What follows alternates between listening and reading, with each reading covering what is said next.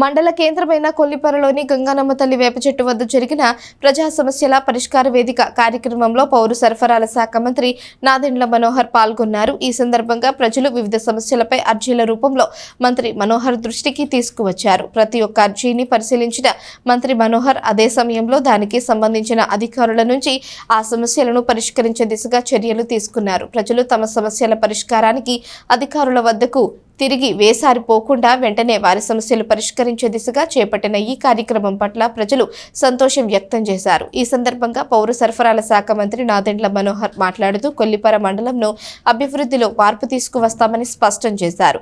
రైతులకు సంబంధించి 10 కోట్ల రూపాయలు తీసుకురావడం జరిగిందని, కొల్లిపర మండలంలో డొంక రోడ్లో నిర్మాణాన్ని ఈ వేసవి కాలం పూర్తి చేస్తానని చెప్పారు. అలాగే వచ్చే నెలలో ప్రభుత్వ నివేశన స్థలాల్లో గృహ నిర్మాణాలు లబ్ధిదారులు నిర్మించుకునే విధంగా చర్యలు తీసుకుంటామని చెప్పారు. కొల్లిపరలో సెంట్రల్ లైటింగ్, రోడ్లు తదితర అంశాల్ని ఈ ఏడాదిలో పూర్తి చేస్తామని మంత్రి నాదెండ్ల మనోహర్ తెలియజేశారు.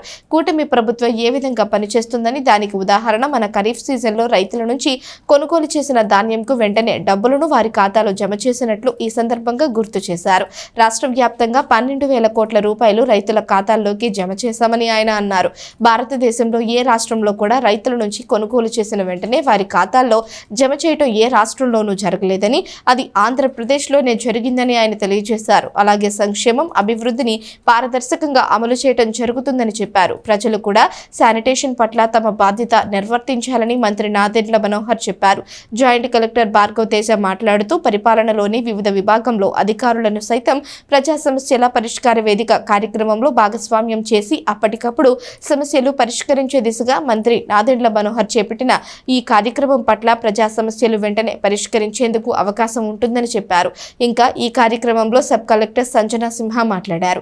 కార్యక్రమంలో sarpanch Pilli Radhika, MPP Bhimavarapu Padmavathi, MPDO Vijayalakshmi, Kollipara MRO Siddhartha, DSP Janardhan Rao, electrical EE Chiranjeevi, Tenali ADA Usharani, OSD Yesuratnam, వివిధ శాఖల అధికారులు, సిబ్బంది పాల్గొన్నారు.